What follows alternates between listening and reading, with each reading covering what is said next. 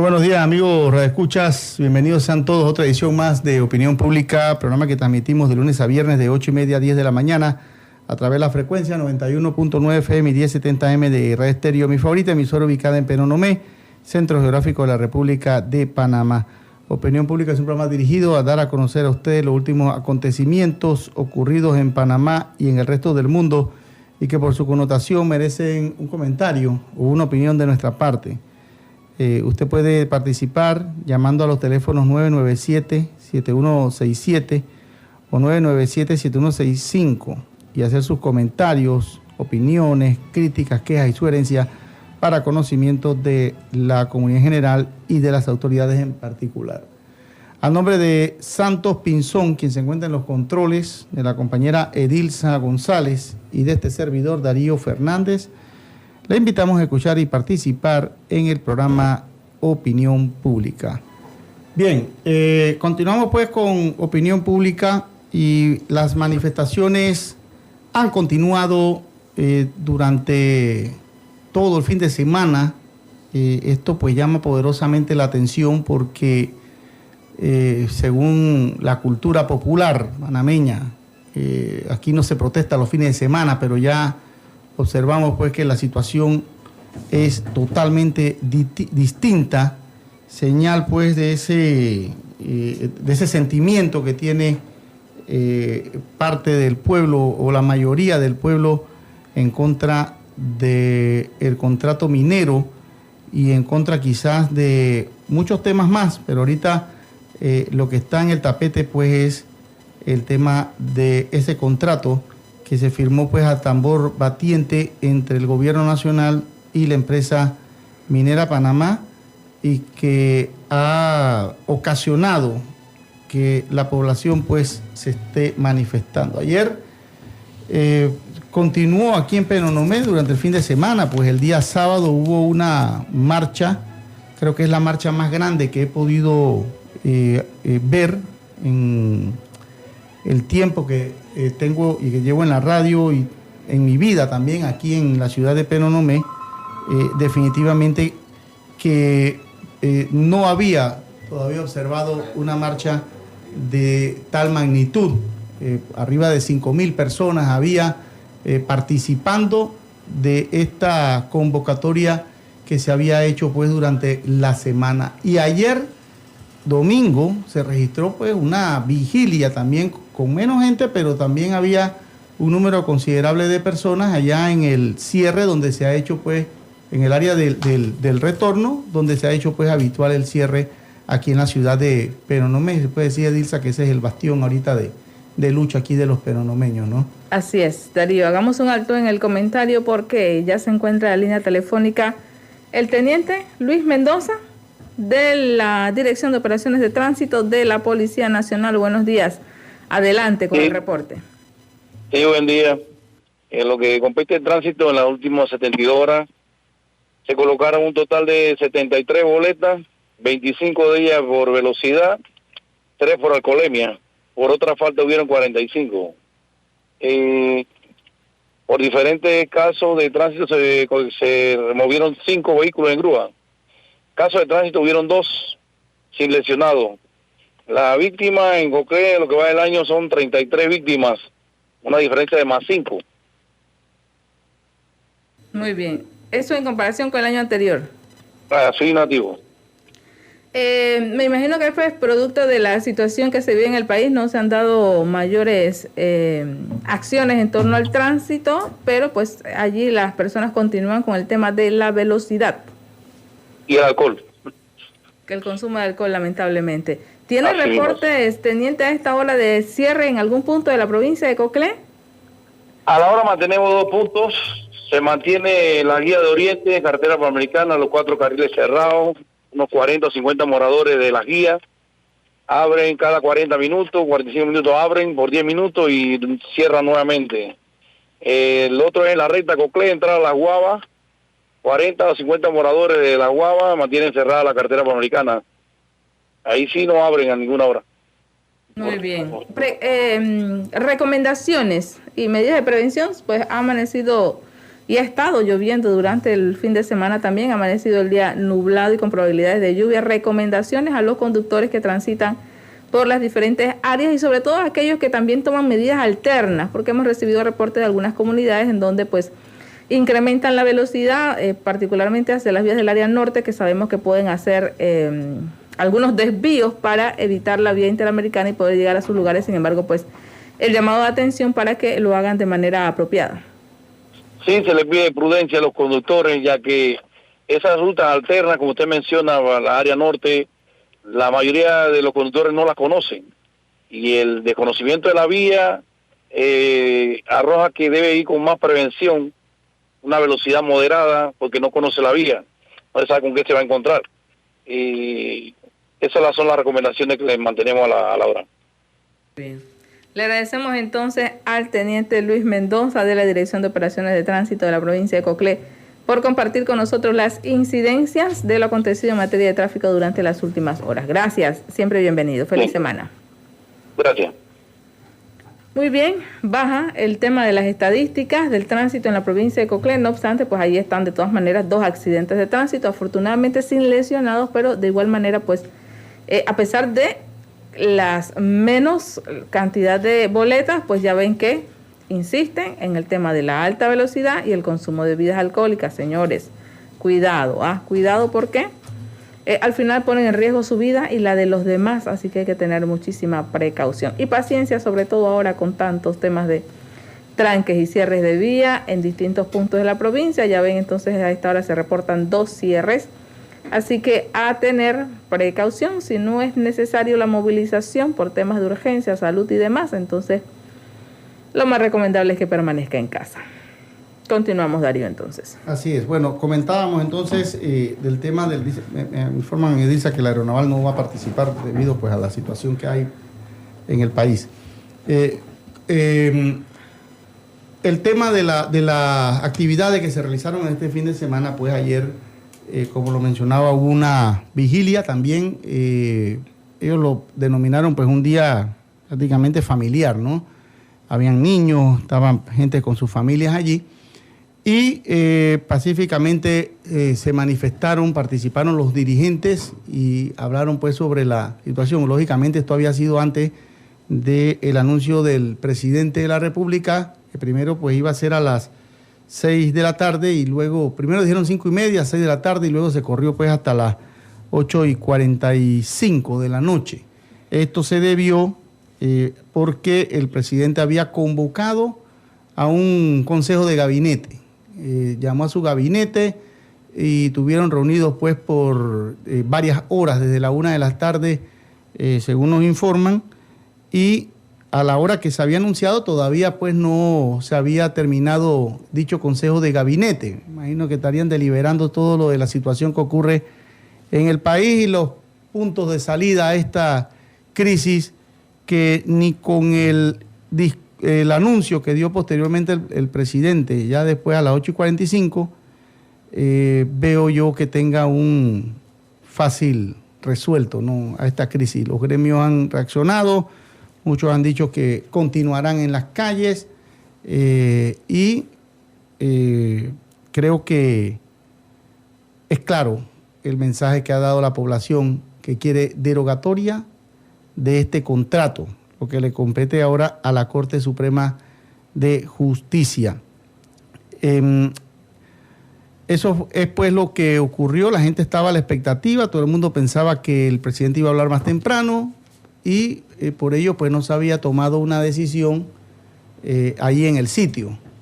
Lógicamente pues luego de haber el presidente dado sus palabras, de haber hecho la convocatoria a la consulta pública que hizo, pues las cosas aún continúan iguales.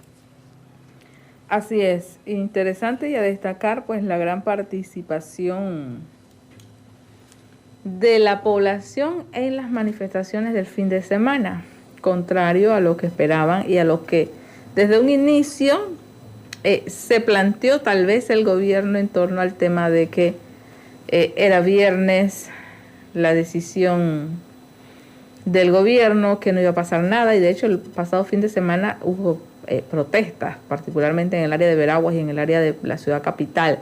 Posteriormente fueron uniendo durante toda la semana, una larga jornada de protestas durante toda la semana anterior en distintos puntos del país, y no solo en la vía panamericana, sino también en comunidades en donde se han reportado cierres tanto en la provincia de Veraguas como en la provincia de Chiriquí, en Colón, incluso áreas de la vía hacia Panamá Este y Darién, al igual que aquí en la provincia de Coclé, pues donde no solo en la vía panamericana se registraron las protestas, sino también en la vía hacia La Pintada y hacia Coclecito o el distrito Martorrijos, en la vía hacia Toabré, también se dieron manifestaciones en distintos días de la semana y a distintas horas que se afianzaron durante el fin de semana, contrario, como decía Darío, a la tradición de que el fin de semana es el fin de semana y pues los panameños no protestan en fin de semana. Fue todo lo contrario, y creo que esa manifestación que se dio precisamente el sábado, tanto en la ciudad capital como en las provincias de Veraguas y Coclé, que creo que fueron en donde mayor cantidad de personas pudo verse.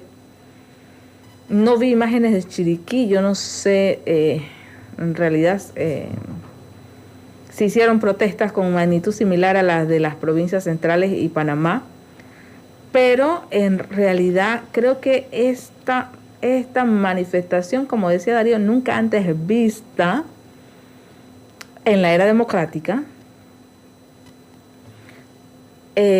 ha sido lo que tal vez ha hecho que el presidente de la República hiciera esta convocatoria, porque estaban todavía insistiendo en el hecho de que la ley se mantenía, e incluso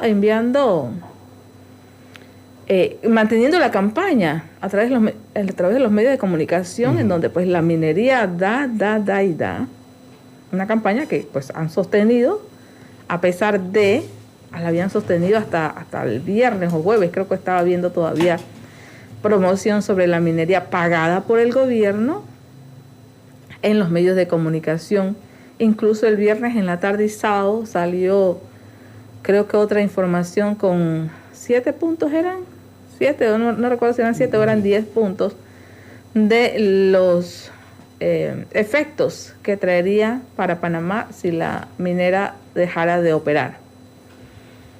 Y pues obviamente eso no ha sido impedimento para que la gente haya salido, y mucha gente, o sea, y lo más interesante, Darío, es que no solo las agrupaciones populares o los gremios que durante la semana estuvieron en la calle, docentes, obreros, campesinos y universitarios, y los camioneros, que también se unieron fuerte la semana anterior, sino también la gente, los niños, las familias completas, gente que pues no tiene nada que ver con ninguno de estos gremios, salió a las calles a manifestar su rechazo a este proyecto. La decisión del gobierno, pues Darío, hay que analizarla. Yo realmente, bueno, del anuncio pues quedan muchas preguntas, definitivamente sí, que sí. Del anuncio del presidente en torno al tema del referéndum para el 17 de diciembre, pues quedan muchas preguntas que hacer. Estamos a ¿qué? Sería prácticamente un mes y unos días para hacer un referéndum. ¿Cómo se va a organizar este tema? Eso es lo que más me llama la atención de este llamado a referéndum. ¿Por qué? Pues obviamente organizar un referéndum no es un tema que se decida en una semana o que se organice en una semana, porque incluso supongo yo que para el Tribunal Electoral, que se supone debería organizarlo, y en las declaratorias del ministro no he tenido oportunidad de ver si entrevistaron a algún personero del gobierno esta mañana en las televisoras nacionales, pero saber si ya hicieron ese contacto con el Tribunal Electoral y qué respondía el Tribunal Electoral con respecto a la posibilidad de organizar y ejecutar un referéndum en prácticamente un mes y unos días. Un mes y ¿qué? 17 días, por decirlo. Un mes y 17 días. Un mes y medio. ¿Qué posibilidades hay de que el Tribunal Electoral pueda organizar un referéndum en un mes y 17 días? para el referéndum obviamente tiene que haber un periodo de campaña de ambos lados, los que dicen sí y los que dicen no, porque este va a ser un referéndum en el que la respuesta va a ser esa, ¿no? O sí o no. Entonces, debe haber un proceso como ese, no sé, ¿qué dice la norma? ¿Cuáles son las reglas para la ejecución de un proceso como este? Esa es una de las preguntas que inmediatamente me surgió, porque desconozco la ley que lo regula, cómo se hacen estos temas y el tiempo que se va a dar para que esto dé, incluso la elaboración de las papeletas, el tema de las mesas de votación a lo largo y ancho del país para asegurarse de que toda la población participe y pueda emitir su voto. O sea, es un tema que siento que en un mes y medio pues es una carrera contrarreloj que van a tener que ejecutar los miembros del Tribunal Electoral, tomando en cuenta que están inmersos en un plan general de elecciones con miras a mayo de 2024. O sea, todo esto es un tema que habría seriamente que analizar. Aparte de eso, el tema de la ley que va a elevar a la Asamblea Nacional, ¿qué contemplaría esa ley del tema de la moratoria? Y el último punto que se los comentamos una vez escuchemos al oyente que está vía telefónica, supongo relacionado al tema. Buenos días, adelante. Buen día, Darío. Con respecto al tema, mire, aquí prácticamente lo que el señor ha salido es a ganar, porque escuchando... Hablando a través del speakerphone, agarre la bocina directamente porque se le escucha entrecortado y no le estamos copiando bien. Adelante. Ajá. Sí, adelante. Sí, como le decía. Prácticamente lo que él ha hecho es salir a ganar tiempo, porque dése cuenta que ante la Constitución, según los grandes conocedores de la materia, 6 meses antes de las elecciones no se puede hacer un referéndum. Y yo pienso que el señor Nito Cortizo lo que está es dándole chance a la Corte Suprema para que admita las demandas de inconstitucionalidad para salir de ese tema. Entonces, no es mala la idea, pero también hay que tomar en cuenta de que no hay tiempo para un referéndum y que, como bien se sabe, puede ser algo amañado, habilitar solamente escuelas principales para las votaciones, y créalo y téngalo por seguro que ningún diputado, como lo hacen para sus votaciones generales, jalan gente gratis a los centros de votación. Entonces puede ser una jugarreta también, que no asista la cantidad que deben a votar. Entonces ya, yendo al referéndum, eso tiene que quedar por parte del pueblo, movilizarse como pueda, y del apoyo de todo el que tenga transporte y de verdad está interesado en que sea un rotundo no, movilizar a las personas. Pero ante la Constitución no se puede hacer un referéndum 6 meses antes de las elecciones. Muchas gracias. Gracias, oyente, por su aporte. Darío, conversábamos acá tras bastidores el tema de que referéndum o consulta popular fue lo que dijo el presidente, pública, ¿cierto? Consulta pública. Y mira, y la consulta pública, porque estuve buscando, dice la principal diferencia entre una consulta pública y un referéndum, porque son dos cosas que aunque parece igual, no es lo mismo, ¿no? Entonces... ¿Qué dice? ¿Tenemos oyente? Entonces dice lo mismo. En la consulta pública, propósito, una consulta pública es una herramienta utilizada por gobiernos u organizaciones para recopilar opiniones y comentarios de la ciudadanía sobre temas específicos, políticas o proyectos. El objetivo principal es obtener información y retroalimentación para tomar decisiones informadas. No es vinculante. Las consultas públicas por lo general no tienen un carácter vinculante, lo que significa que los resultados no obligan a las autoridades a tomar una acción específica. Y el referéndum, el propósito, un referéndum es un mecanismo mediante el cual la población vota directamente para decidir sobre una cuestión importante, como un cambio en la Constitución, una ley crucial o una cuestión de soberanía. El objetivo es tomar una decisión definitiva basada en la voluntad popular, vinculante. Los resultados de un referéndum son vinculantes. lo que significa que las autoridades están obligadas a seguir la decisión tomada por la mayoría de los votantes. Vamos a escuchar entonces lo que tiene el oyente que decir en línea. Buenos días, adelante. Sí, muy buenos días, Darío Fernández y Edilza González. Como siempre, me identifico José del Carmen González, educador jubilado desde el Corotú de Juan Díaz de Antón. En los últimos meses me había abstenido de participar en todo tipo de comentarios, Darío, por situaciones especiales, pero debido a la situación que se está viviendo, como a Endara, me pican los pies, a Endara le picaban los pies por salir de la presidencia en ese entonces. A mí me da cosquilla por el deseo de participar, porque es un sentimiento generalizado, es un sentimiento nacional. El oyente que participó en algo tiene razón, de que el gobierno no sabe qué decisiones tomar y como que se deja entrever que quiere ganar tiempo. Pero ahora mismo lo que menos hay es tiempo. Lo que menos hay es tiempo y ellos tienen que tener una salida de tal manera que no venga después un desmadre, como decimos, primero en las escuelas, que no se culmine el año escolar, aunque la ministra dejó entrever que se puede alargar, bueno, pero lo que menos tienen es tiempo. En segundo lugar, lo que menos tiene el gobierno en este momento es credibilidad.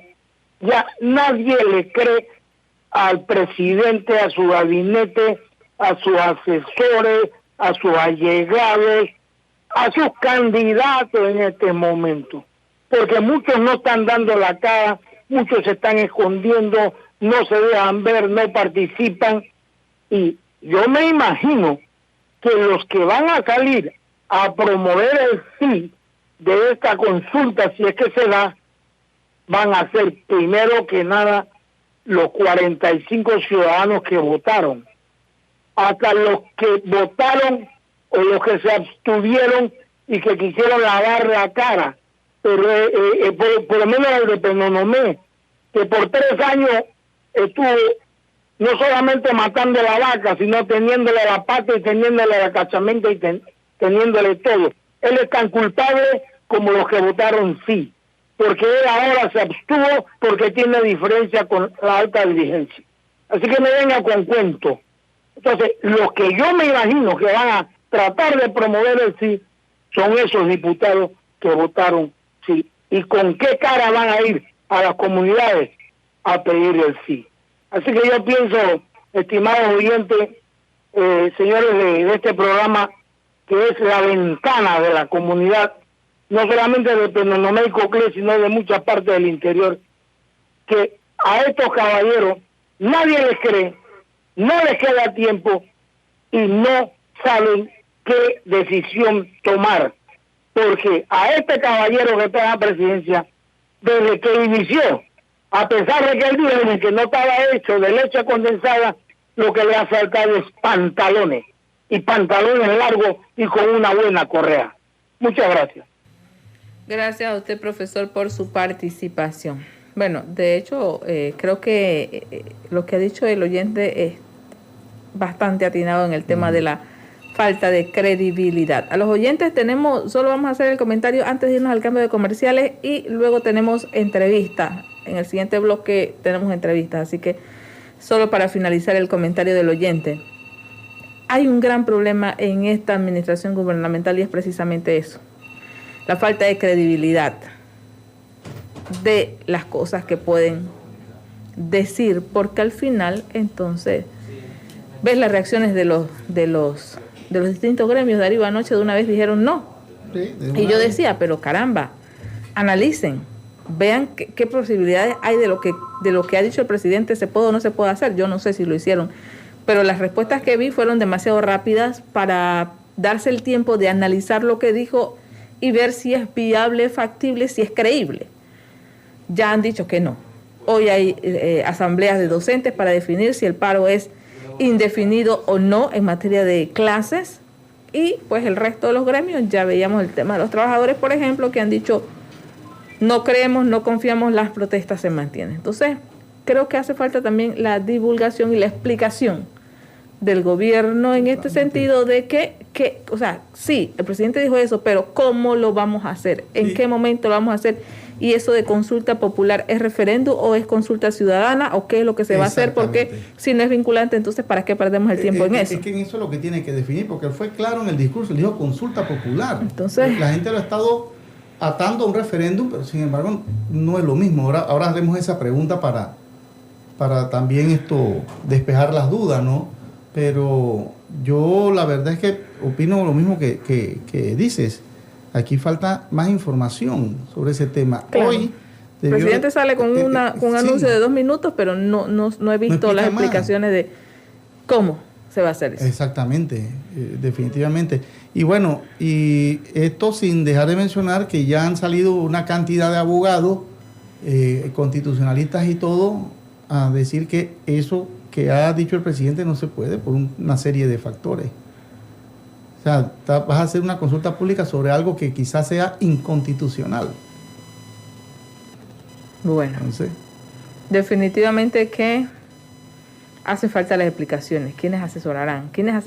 ¿Cómo es que se pasan 4 más? Bueno, de la 1 de la tarde hasta las 8 de la noche en un consejo de gabinete. Un consejo de gabinete y los asesores. No hay constitucionalistas allí que les digan qué se puede, qué no se puede hacer, esto se puede decir así o no se puede decir así. O sea, eso necesitamos más explicaciones para poder entender qué es lo que pretende el Estado y ver si la respuesta de los gremios, de los grupos, de la gente en las calles está bien, está mal, qué medidas hay que tomar, porque al final, pues, decía el profesor José del Carmen, no hay tiempo, no tenemos tiempo. En efecto, es el tiempo que nos estamos tomando. Al final, ya a partir de esta semana, vamos a ver efectos mucho más serios y contundentes de lo que lo veíamos la semana anterior. Así que hay que ver qué es lo que se va a hacer. Y totalmente se podía evitar todo esto, que es lo que más duele de toda esta situación. Así es. Vámonos al cambio de comerciales correspondiente a la hora y retornamos con invitados para hoy. Pronto regresamos con más de Opinión Pública, aquí en Radio Mi Favorita, 91.9 FM y 1070 AM. Ya regresamos. Ya estamos de vuelta con más de Opinión Pública, aquí en Radio Mi Favorita, 91.9 FM y 1070 AM. De vuelta con más de su programa Opinión Pública y continuamos con otros temas que también hacen noticia a nivel regional y con invitados para hablar de otros temas. Se encuentra en línea telefónica el doctor Juan de Dios Domínguez, porque la semana anterior otros que salieron a la calle fueron los cebolleros y tenemos entendido, doctor, que el pasado viernes se dio una reunión con los cebolleros para buscar solución a los reclamos que ellos tenían. Buenos días, cuéntenos, ¿a qué acuerdos han llegado? Muy buenos días, Edilza, Darío y todos los oyentes de La Favorita. Sí, casualmente el viernes en la agencia del MIDA en Natá nos reunimos con los 4 gremios de aquí de la provincia de Coclé, de productores de cebolla, donde el ministro iba a hacer acto de presencia, pero por los disturbios que se han dado no pudo llegar, pero los conectamos virtualmente en una pantalla. Estábamos todos ahí, el MIDA, con más de 30 productores de los 4 gremios, y el ministro pues ya les dijo que lo que es el dinero ya está, es cuestión nada más de hacer unos arreglos de unos trámites que aún faltan en Contraloría, pero ya el Contralor firmó, así que ya es cuestión de que Lima se está acercando con estas asociaciones para ponerse al día en lo que le falta. Así que ya el dinero está, que es lo importante. ¿Cómo se le adeuda a los productores, doctor? Bueno, se les compró un total de 45.500 quintales y se les adeuda $2,5 millones a los 4 gremios. Ya se consiguieron entonces esos $2,5 millones. Ahora lo que corresponde serían trámites ¿del lado de quién? ¿De los cebolleros o del IMA? De los cebolleros y también de Lima, que tiene que ir a buscarlos a estas asociaciones para adelantar el trámite ese de una factura fiscal, que es lo que está dando el problema. Me dice a buscarlos, supongo que por la situación coyuntural en la que nos encontramos, que los cebolleros puedan avanzar en llegar a Lima o a Almida o a Panamá, no sé a dónde tendrían que llevar, puede ser un poco complicado. ¿Qué estrategia han planteado ante la situación que ahora se encuentra el país para que se puedan avanzar los trámites? Pues sí, al decirle buscarlo es porque, una, que también estos gremios pueden acercarse a las instituciones de Lima, y si no, pues el Lima tiene que salir a buscar lo que es la instrucción que dio el ministro el viernes. Desgraciadamente, los tranques, ellos no pudieron llegar a la reunión que tuvimos con los cebolleros allá. Ellos hicieron la reunión, fue virtualmente, que si hubieran estado ahí presentes, se hubieran hecho esos trámites. Muy bien. En materia de tiempo, más o menos cuándo o cuánto debían tardar esos trámites para que finalmente los cebolleros tengan su chequecito en la mano. Bueno, el ministro dijo que ya para el día 7, el otro martes 7, debe estar saliendo los primeros cheques a estas instituciones, a estas asociaciones, perdón, ya que se atraviesan estos días patrios que son de feriado, pero no va a transcurrir más de 2 semanas en hacerle efectivo todos esos pagos.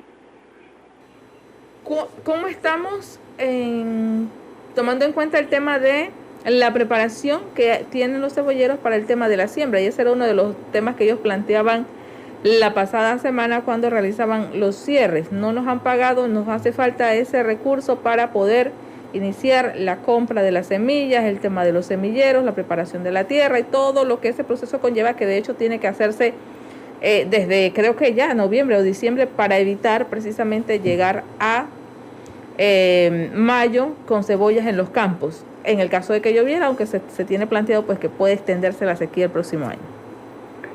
Sí, es muy importante ya pagarle ya en este tiempo para que ellos vayan adquiriendo su semilla, aunque la mayoría de los semilleros, ellos por lo general lo están haciendo a principios de diciembre, a mediados de noviembre, ya que esta planta en el semillero son 30 a 35 días para estar de trasplante y empezar a trasplantar ya cuando el invierno se ha ido y no haya peligro de inundaciones, que viene haciendo ya después del 15 de diciembre ahí en el área de Chumungú. Así que todavía estamos a tiempo, en estas 2 semanas que se les debe pagar, están todavía a tiempo para hacer a tiempo sus semilleros.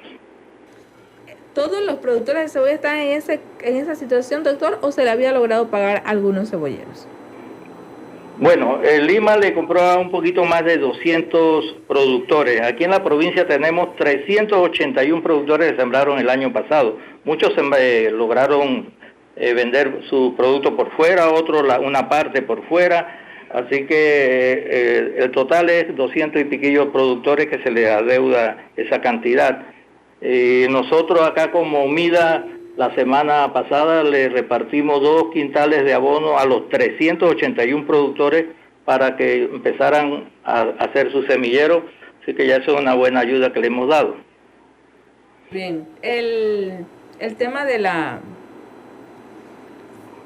la cantidad de cebolleros que se prevé, ¿eso ya se está preparando, ese inventario, doctor? ¿Cuántos de ellos han planteado la iniciativa o la intención de sembrar para el próximo año? El tema del aseguramiento y el tema de los posibles préstamos, ¿también se está trabajando en esto? ¿Qué sabe usted como líder del sector agropecuario acá en la provincia de Coclé? Sí, cómo no, ya los préstamos agropecuarios del BDA ya están aprobados. El año pasado sembramos aquí en la provincia un total de 203 hectáreas con una producción de cerca de 85,000 quintales de cebolla. Así que para este año tenemos estipulado casi la misma cantidad. Esto ha ido en aumento todos estos años, no tiene por qué bajar. Lo único que sí también estamos apurados es a sembrar un poco más temprano, ya que el invierno se va a ir a mediados de noviembre, lo que se predice, y también para que las fuentes hídricas aquí de la provincia mantengan su caudal hasta el mes de marzo para que ya todo el mundo tenga asegurado su cosecha. Claro. ¿Y qué dijeron los productores, doctor, los miembros, los representantes de las 4 asociaciones que participaron de la reunión? ¿Estuvieron de acuerdo con lo planteado por el ministro y los trámites que se tienen que hacer y cumplir para el tema de que se registren esos pagos lo más pronto posible. Correcto, quedaron conformes porque cada uno de ellos habló directamente virtual con el ministro. Yo los puse una pantalla gigante en Natá y se acercaban a la pantalla y el ministro se le diría personalmente a cada uno, igual que el licenciado Carlos Roñoni, que estuvo presente en esta reunión. Y ya es cuestión de trámite, porque lo importante es que el dinero sí está. Bien. Importante, entonces, no sé si se le queda algo que agregar, doctor, con mucho gusto, adelante. Bueno, que nosotros, a pesar de que esto es soy el de los pecuarios de la provincia, esto le estima como director muchos. Estamos teniendo problemas allí con la comunicación, doctor, se entrecorta, si reitera lo que dice, por favor. Bueno, lamentablemente se cortó la llamada, pero bueno, ya habíamos obtenido la mayor cantidad de información posible. Sabemos que el doctor, de hecho, está en una reunión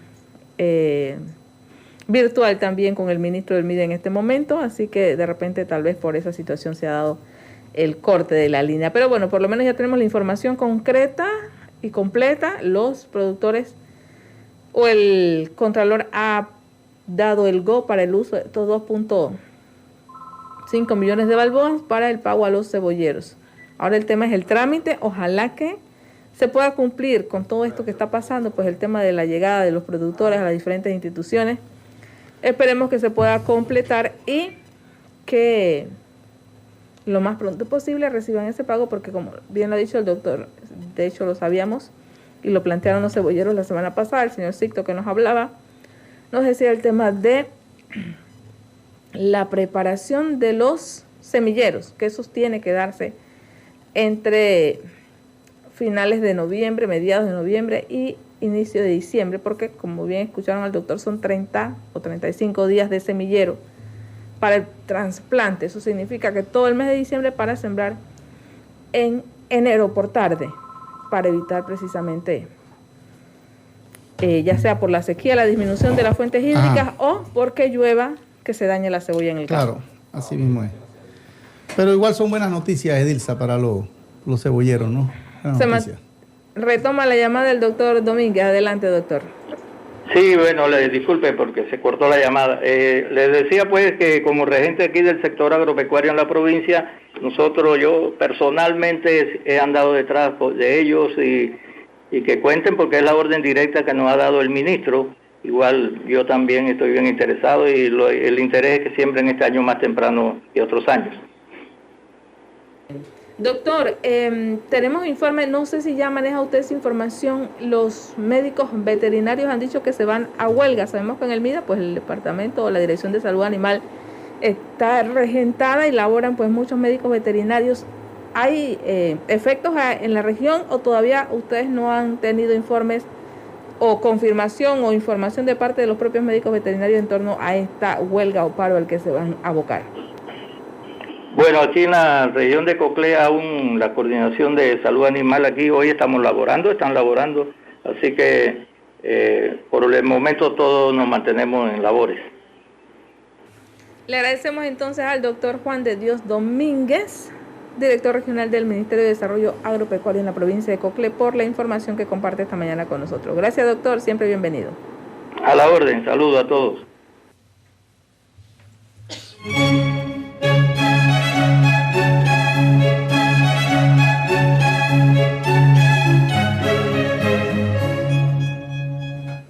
Bien, vamos a un cambio comercial y regresamos pues con nuestra segunda entrevista. Pronto regresamos con más de Opinión Pública, aquí en Radio Mi Favorita, 91.9 FM y 1070 AM.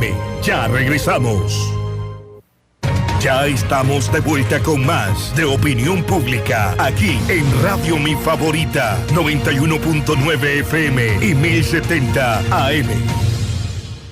Bien, estamos de regreso con más de Opinión Pública y nosotros tenemos en estos momentos al licenciado Leonardo Paul Aparicio, con quien estaremos conversando sobre lo dicho ayer por el presidente de la República, porque ha generado también esto ha generado reacciones por parte de abogados, de los propios gremios que están en la calle, y es pues por el anuncio de la consulta pública que se anunció para el mes de diciembre, para el 17 de diciembre, donde pues el tiempo es muy poco.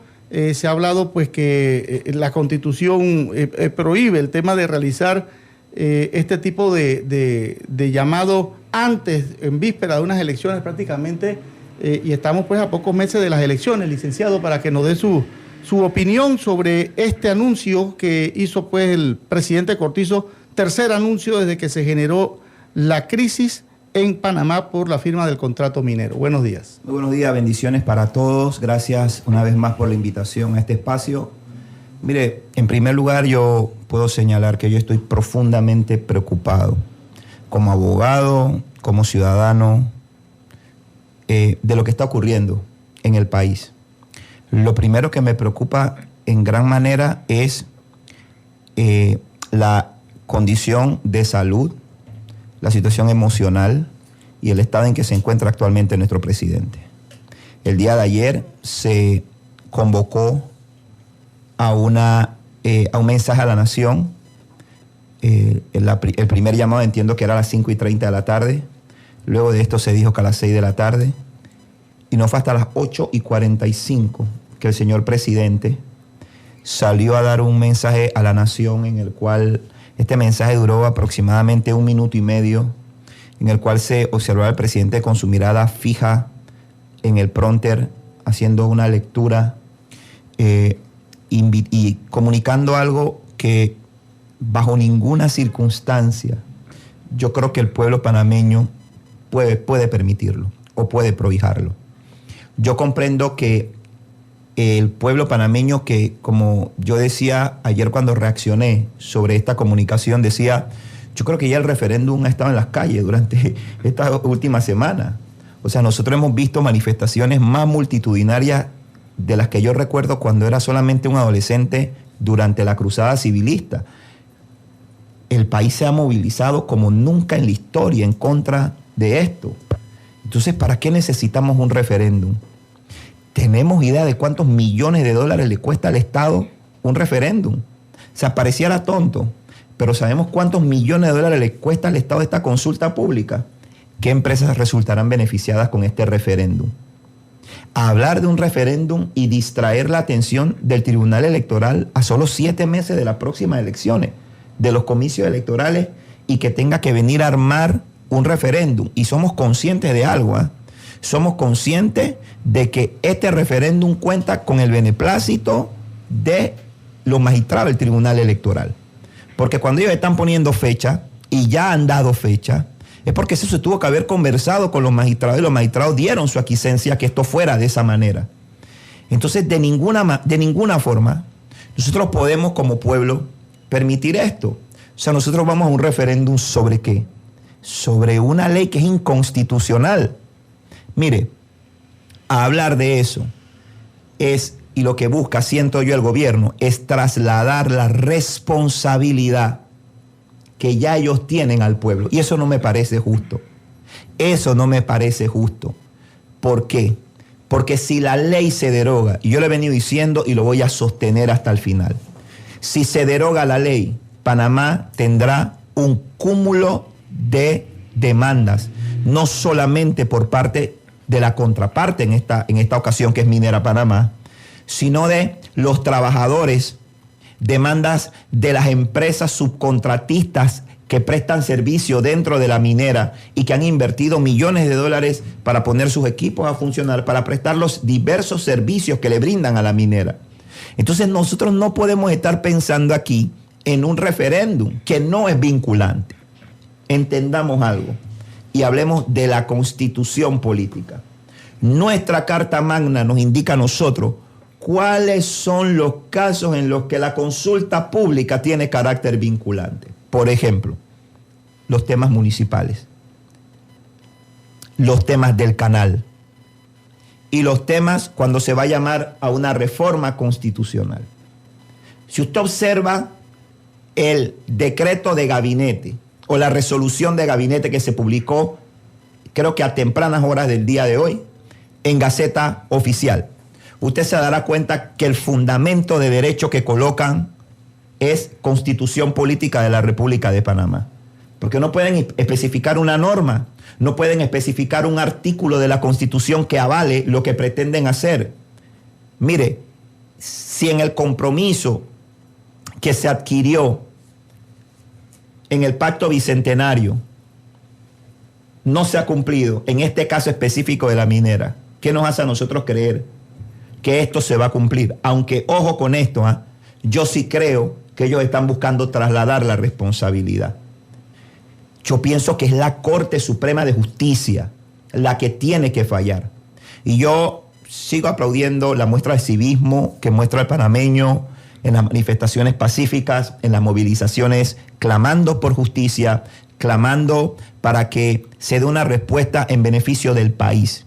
Pero yo también creo que tenemos que dirigir esas protestas para que sean estratégicas y den el resultado.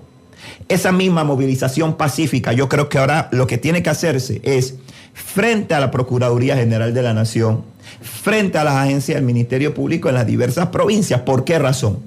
Porque desde la semana pasada se envió al Procurador General de la Nación la primera demanda de inconstitucionalidad para que emita opinión. Tiene 10 días para emitir opinión. Y no debe tomarse 10 días.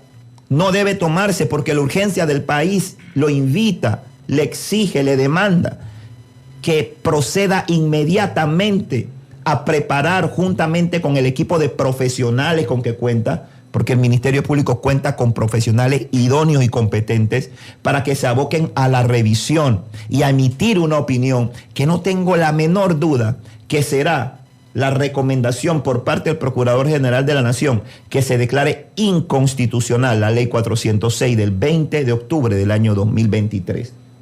Allí es donde el pueblo tiene que meter y exigirle al servidor público, procurador, que cumpla con su responsabilidad. Cuando esa demanda regrese al pleno de la Corte, hay que manifestarse allí para que sea la Corte en el tiempo más pronto que le dé trámite a esto. Porque una vez que esta demanda regresa, con la opinión del procurador, se tiene que fijar en lista y se tiene que publicar un edicto por 3 días, para que luego de fijado por el plazo de 10 días, todos los interesados puedan presentar su opinión. Y luego de esto, el magistrado ponente tiene 10 días para emitir un proyecto de fallo para que sea discutido en el pleno de la Corte.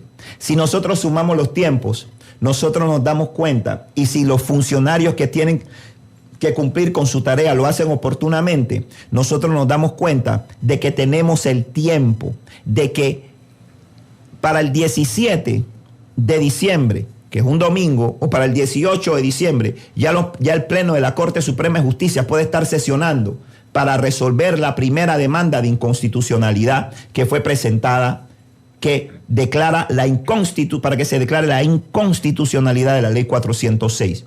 Pensemos algo y veamos los escenarios. Supongamos que vamos el 17 de diciembre a una consulta popular.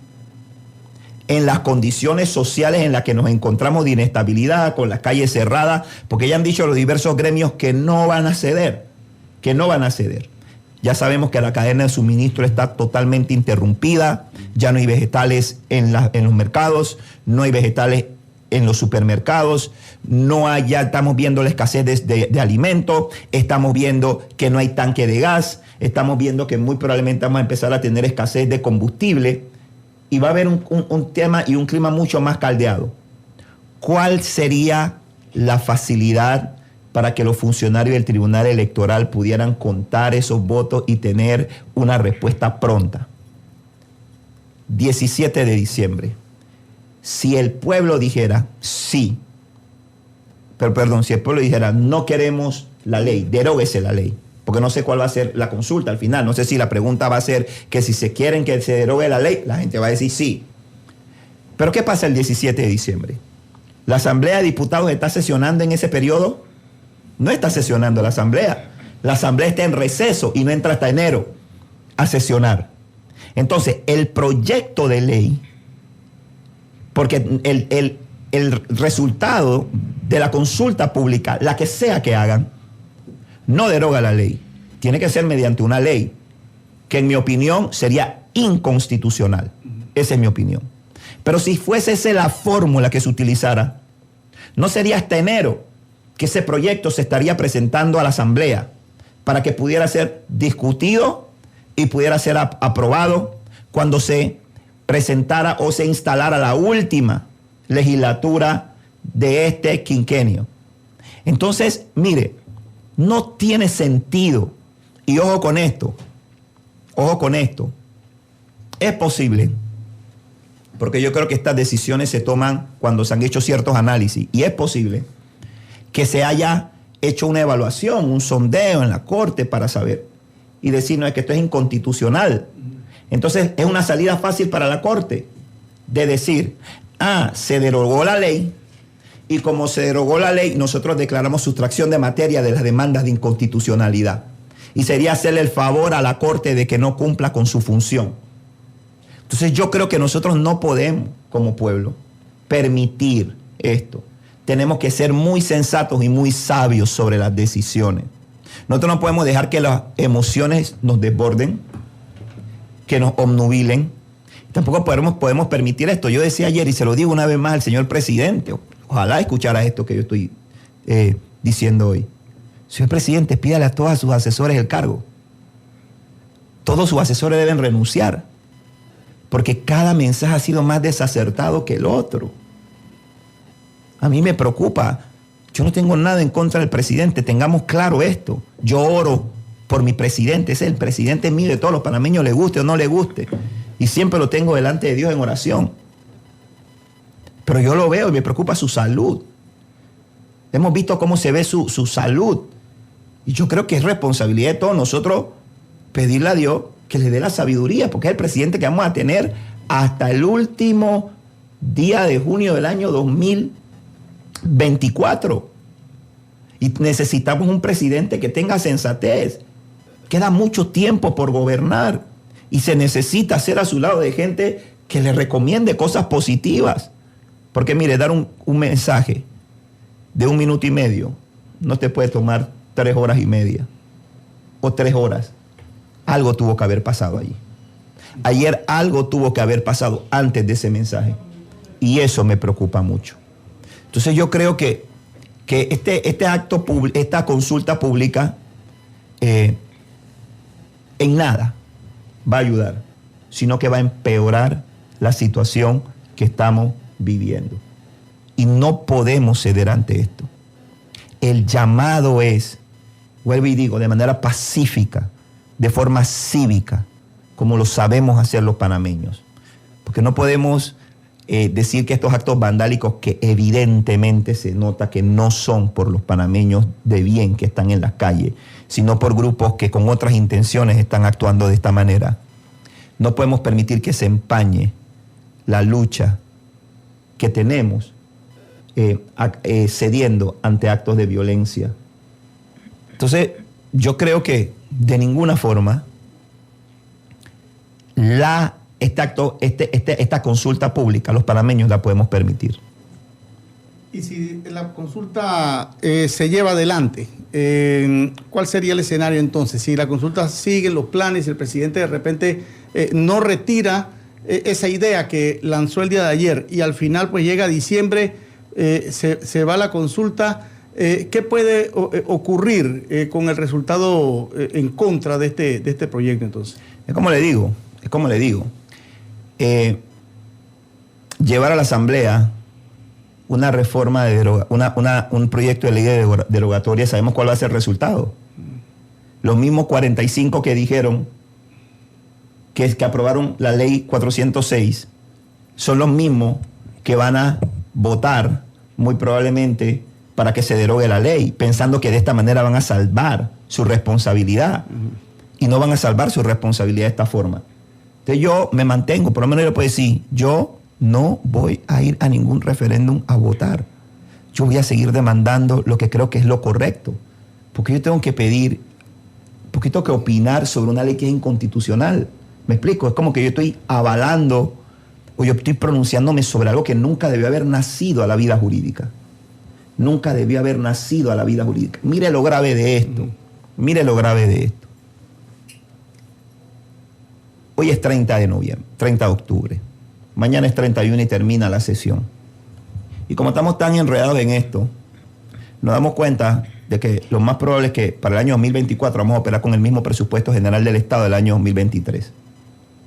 Porque no se aprobó el presupuesto general del Estado y ya no dan los tiempos. ¿Por qué no da para los 3 debates? La Asamblea solamente puede sesionar ordinariamente hoy y mañana. Y tú no puedes llevar a sesión extraordinaria la discusión del presupuesto general del Estado. Así que lo más probable es que el país va a tener que caminar y funcionar durante todo el próximo año con el mismo presupuesto general del Estado, con que funcionó este año. Que dicho sea de paso, me parece hasta bueno, dado lo abultado que era este presupuesto o este proyecto de presupuesto general del Estado, el más alto de la historia de la República de Panamá en un periodo preelectoral. Entonces resulta, mire, se lo digo, esas son las situaciones delicadas que nosotros estamos viviendo. No es viable, no podemos permitir. Mire, aquí está el pueblo, es el que se está manifestando. Y yo creo que el pueblo tiene que levantar su voz en contra de esto. O sea, señores, mire, sin violencia, pero tenemos que hacerlo ver. No es posible. Aquí hay que investigar, aquí se tienen que haber investigación penales, tienen que haber aquí. Aquí se están presentando y se van a estar presentando acciones penales para que el Ministerio Público investigue qué pasó. Para que se investigue qué ocurrió en la aprobación de esa ley. Por la brevedad. A ver, probablemente... Y hay un diputado que habló de... Sí, pero eso nadie, los medios, o sea, nadie habla de eso, de lo que dijo ese diputado, de que se están hablando de maletines y de estas cuestiones. Pero yo creo que, mire, se tienen que investigar. Ahora, yo espero que no investiguemos y no mandemos una denuncia en este momento para los diputados que votaron ahí. No, porque eso lo va a resolver y eso va a ser de conocimiento de la Corte.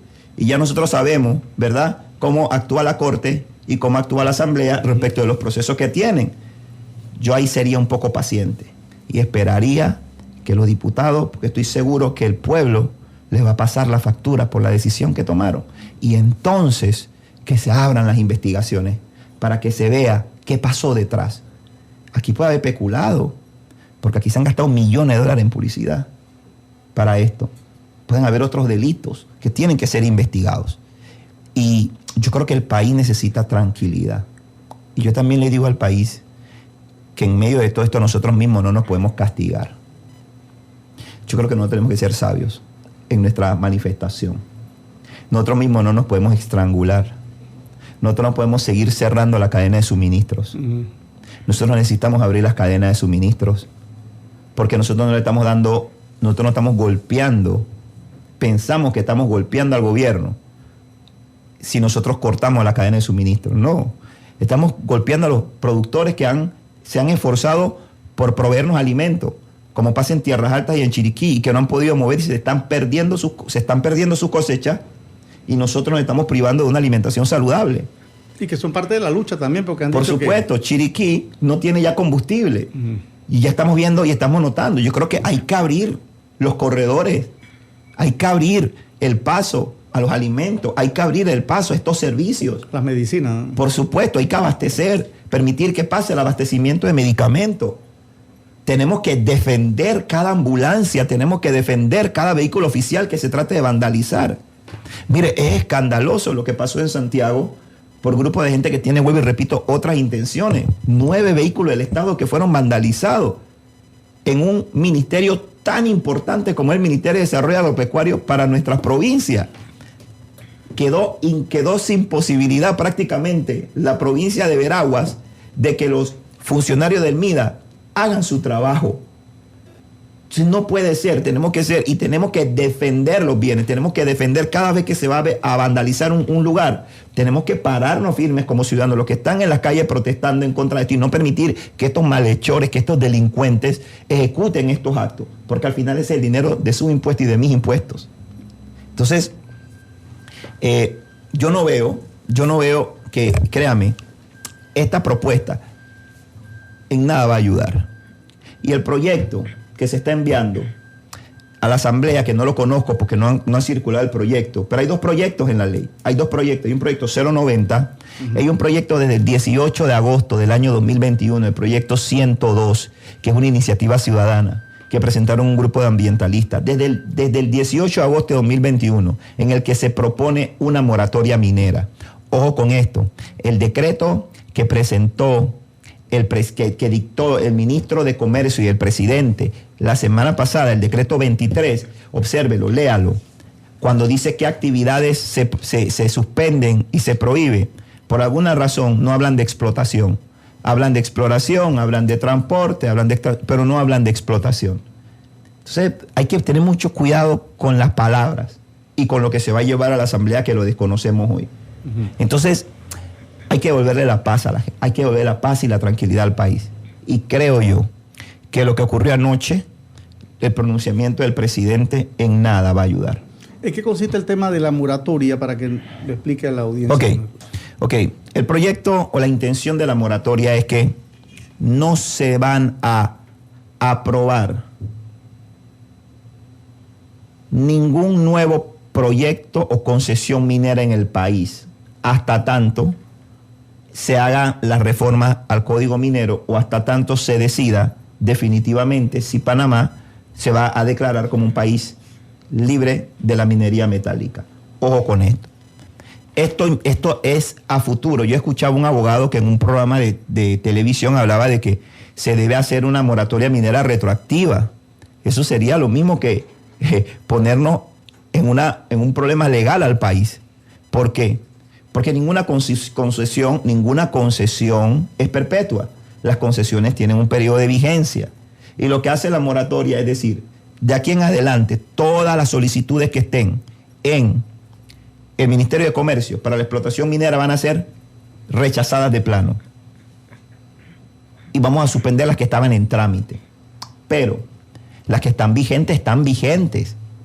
Y lo positivo, yo no puedo ver, yo creo que lograr una moratoria minera, desde el 2021 se presentó un proyecto de ley que lo engavetaron y nunca les interesó abrirlo. Entonces yo siento que hoy tengamos una ley, un proyecto de ley de moratoria minera, contrario al resto de mucha gente, yo lo veo positivo. Yo creo que la lucha ha dado un resultado. Ese es un primer paso. Es un primer paso importante, pero que no va a detener y no pone alto a lo que está pasando en Minera Panamá. No pone alto a lo que está ocurriendo en Cerro Quema. Y no pone alto a lo que está pasando con otras concesiones mineras que están vigentes, porque el país tiene 15 concesiones mineras. Desconozco el estatus de todas actualmente, pero no pone alto a las que están ya avanzando. Me explico, sino que evita que se puedan conceder nuevas. Y eso es un logro. Yo sí creo que es un logro. No nos resuelve el problema, pero demuestra que ahí la lucha ha dado frutos y que ha dado resultados. Pero ahí volvemos entonces al tema de la decisión de la Corte. La Corte es que definitivamente es la que tiene la última palabra. Que la Corte es la que tiene en sus manos. Entonces yo creo que nosotros tenemos que dirigir nuestro enfoque, nuestro reclamo, nuestra presión hacia donde tenemos que hacerlo. El órgano ejecutivo no puede hacer nada. El órgano legislativo no puede hacer nada, como lo han demostrado en los 3 mensajes que han sido publicados. Entonces nosotros seguimos, pero hay que dirigir bien el enfoque de nuestros reclamos, dirigir muy bien el enfoque de nuestros reclamos. Entonces yo creo eso, yo creo que nosotros tenemos que enfocarlos a donde está. Ahora mismo, ¿dónde está? ¿En manos de quién? Del procurador. El procurador. Entonces hay que exigirle al procurador que resuelva o que emita opinión pronto. No tiene que tomarse 10 días. Tomarse 10 días es agravar la situación. Ya él tiene, desde esta semana, entiendo que inmediatamente la demanda del licenciado Sevillano fue admitida, inmediatamente la Corte le corrió el traslado, y esto lo sé porque conversé directamente con el licenciado Sevillano y se lo pregunté. De igual manera, la que se admitió el día viernes, el magistrado Arrocha, de igual forma, de inmediato le corrió traslado al procurador para que emitiera el concepto. Entonces, ¿a quién ahora mismo hay que exigirle, pedirle que emita una opinión rápida? Es al procurador, para que el tema coja otro curso. Mire, le pregunto, ¿usted cree que si el procurador dice que su recomendación es que se declare la inconstitucionalidad nosotros tenemos que seguir creyendo en un referéndum. Si el propio procurador general está diciendo que, ya sea el de la administración o sea el procurador general de la nación, entiendo que el que estaba en turno era el procurador general de la nación, porque ellos es por turno, y si el procurador ya está diciendo que es inconstitucional, nosotros vamos a ceder a un referéndum cuando nosotros tenemos la posibilidad de que el contrato deje de existir. ¿Qué es lo que ocurriría con la declaratoria de inconstitucionalidad de esa ley? De ninguna forma. Nosotros no podemos ceder a eso. Licenciado, y una vez si se declarara inconstitucionalidad, hay un hecho, la minera están explotando, están laborando. ¿Qué sería entonces? ¿Hacer otro contrato o cuál sería la alternativa entonces? Porque no podemos dejar de percibir, siento yo, todos esos impuestos, recursos o dineros que la empresa le ha dejado a pagar al Estado en todo este tiempo, y tampoco podemos dejar eso como que funcionando sin ningún tipo de un limbo jurídico, por decirlo de alguna manera. Sí, mire, este tema abre el compás a otro debate nacional que en su momento llegará, y es el debate nacional respecto a qué vamos a hacer nosotros con esa minera y qué vamos a hacer con esa realidad. Del año 2017 y del año 2021, cuando se declararon estas demandas inconstitucionales, esta gente siguió operando sin ninguna consecuencia. Es más, dejaron de pagarle al Estado, porque parte de los acuerdos de este contrato ley es que le tienen que pagar al Estado los beneficios del 2021 al 2022, que es una deuda que tiene la minera ya fuera de contrato, aunque lo incluyeron dentro del contrato como un compromiso, pero ya, eso es un compromiso que se tiene que pagar. Ahora, nosotros tenemos que entender algo. Hay un daño ecológico grave en la región, y que si nosotros cerramos la minera y deja de funcionar de cualquier forma, el Estado tendría que abrogarse todo el plan de mitigación, el Estado tenía que asumir todo el plan de reforestación. Entonces nosotros tenemos que sentarnos en un gran debate nacional, allí sí, para conocer qué es lo que quiere el pueblo. Me explico, ¿qué es lo que quiere el pueblo? Porque hay una realidad, y es que yo no soy extremista sobre las cosas. Yo lo he dicho desde el primer día. Mi discusión y mi debate es la forma en que se hicieron las cosas. Mi discusión es que usted no pueda seguir haciendo madrugonazos y seguir haciendo esto. El tema es que la minería de cielo abierto, nosotros no podemos negar que es perjudicial, que los impactos en los países que han con más trayectoria minera que nosotros, que se han dedicado a la minería a cielo abierto, hoy están pagando las consecuencias de esas acciones, las consecuencias ecológicas por la devastación. Sin embargo, nosotros tenemos que entender la realidad del impacto que hay y cómo nosotros vamos a revertir eso y cómo nosotros vamos a reversar eso. Eso tiene que ser objeto de un diálogo nacional para entenderlo y para saber qué es lo que se va a hacer y cuáles van a ser las acciones una vez que salga una resolución de la Corte, que es lo que yo espero y confío que salga y que resuelva el problema. ¿Qué vamos a hacer? Pero ya eso es otra conversación. ¿Me explico? Ya eso es una que nos pone en otra condición para sentarnos a ver las viabilidades y las consecuencias de simplemente decir, cerramos la minera, que se vayan todos, que quede eso así como está. Porque si usted me dice que el contrato es ilegal, es inconstitucional, y que yo no puedo seguir operando en Panamá, a mí no me queda más de pronto que agarrar mi maleta. Si el país dice, no queremos cero minería, agarrar mi maleta, recoger todas mis cosas e irme. Y dejar allí todo como está y en el estado en que se encuentra, lo cual sería catastrófico. Nosotros sabemos todo el manejo químico que hay allí y toda la especialización que hay en esas áreas y los planes de mitigación que son muy especializados y que son altamente onerosos. Entonces hay que analizar, llegado el momento, porque hablar de eso ahora yo creo que sería crear una serie de expectativas sobre muchas opciones que pudieran haber sobre el panorama, sobre la mesa, pero llegado ese momento definitivamente que hay que hablarlo. No podemos negar que hay un ingreso importante que percibe el Estado o que ha dejado de percibir y que crearía un hueco fiscal de importancia que tendría que ver el Estado cómo lo resuelve. Pero eso sería objeto de otra conversación, pienso yo. Muy bien. Definitivamente que interesante el tema, sobre todo porque pues hay muchas preguntas en el aire en torno al anuncio hecho por el presidente y los gremios pues ya se han adelantado a decir que continuarán con las medidas en las diferentes calles y de hecho pues hay calles cerradas a esta hora en distintos puntos del país. Pero tal y como le decía el licenciado, entonces los tiempos están avanzando, hay que tomar en vista de lo que está ocurriendo y de las decisiones del presidente otras alternativas, por ejemplo, el tema de los corredores necesarios para el tema de la distribución, de la cadena de distribución de los diferentes suministros vitales para que el país siga funcionando y para que todos en un momento dado pues incluso puedan mantenerse en las calles o haciendo las protestas que sean necesarias para de alguna manera presionar la decisión de la Corte Suprema de Justicia. Y de esta manera pues analizar mucho más a fondo entonces cuáles son los pasos a seguir. Yo siento que ese va a ser un tema también importante a definir en esta semana que recién inicia en los diferentes gremios. No solo ver si las medidas se mantienen, sino qué otras alternativas hay para seguir en la lucha y que el país de alguna manera siga funcionando para el resto de las personas que de una manera u otra pues se ven afectados por esta situación y que al final somos prácticamente todos. Es que nosotros no podemos, pienso yo, paralizar el país de una manera, porque al final el perjuicio es para todos, aún para los que estamos manifestándonos en contra de esto.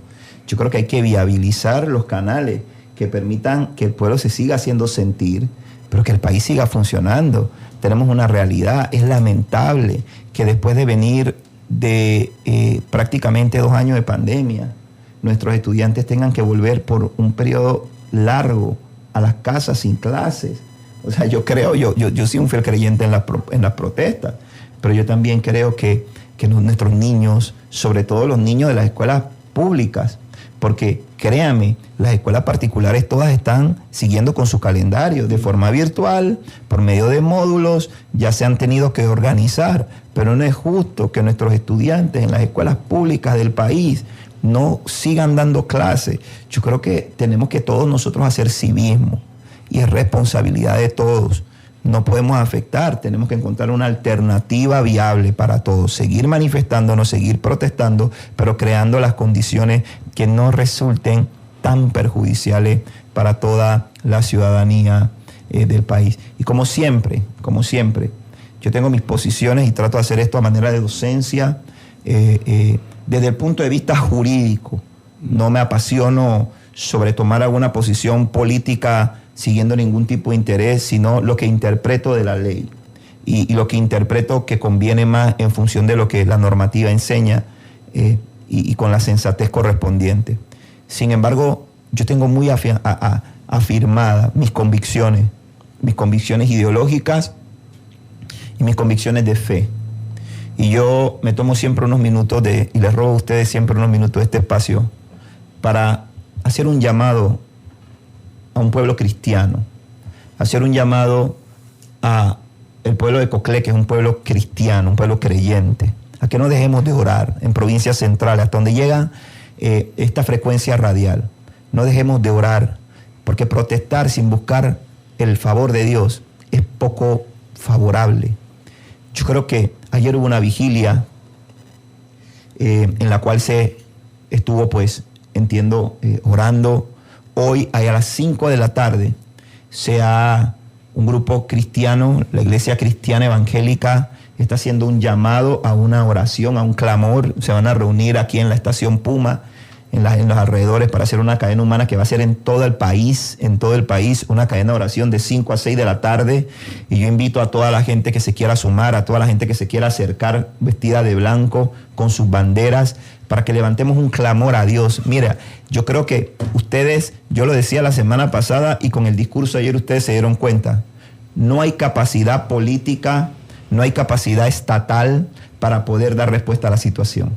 Solamente la intervención divina, solamente Dios nos puede dar una solución y nos puede dar una alternativa. Yo invito a toda la gente que cree en Dios, toda la gente que cree que Jesucristo es la única respuesta que nosotros tenemos, a que elevemos nuestras oraciones delante de Dios, a que presentemos esta situación delante del Señor, porque Él es el único que nos puede dar salida. Cuando las capacidades humanas terminan, empiezan las de Dios. Lo que para el hombre es imposible, para Dios es posible. Yo creo que el presidente debe acercarse más a Dios, y yo creo que ahí encontraría respuesta. Hacerse de gente que le pueda dar consejos fundados en el temor a Dios, y ahí encontraría respuesta. No, yo le digo no a la violencia, le digo sí a las manifestaciones pacíficas, sí al hacer sentir el sentir del pueblo, pero yo le digo, si yo vengo y me siento aquí ante ustedes, ante este programa, a hablar durante 20 minutos, media hora, a protestar en las calles, pero no llevo primeramente esto delante de Dios para clamar por misericordia, para clamar por verdad y respuesta, poco estoy haciendo. Y esa es la invitación que le quiero hacer a todo el pueblo, a toda la gente que escuche este programa, e invitarles que hoy a las 5 de la tarde vamos a estar pues ahí. Yo voy a estar, si Dios me lo permite, allí juntamente con otras personas que vamos a estar orando y clamando para que Dios traiga una solución y traiga la paz y la tranquilidad que nuestro país necesita. Bendiciones. Muy bien. Agradecemos entonces al licenciado Leonardo Paul Aparicio por compartir con nosotros esta mañana estas reflexiones en torno al anuncio hecho la noche de ayer por el presidente de la República, Laurentino Cortizo. ¿Se nos queda algo, Darío? No. Yo despido porque está... Nos despedimos entonces. Sí, lo hacemos como siempre, pues dándole las gracias a todos ustedes por la atención prestada para el día de hoy, y como siempre pues los invitamos a que nos siga sintonizando para el día de mañana cuando volvamos con otro programa más de Opinión Pública. Estuvimos con ustedes Edilza González Roca, Santos Misón en los controles, y se despide Darío Fernández. Será entonces hasta la próxima.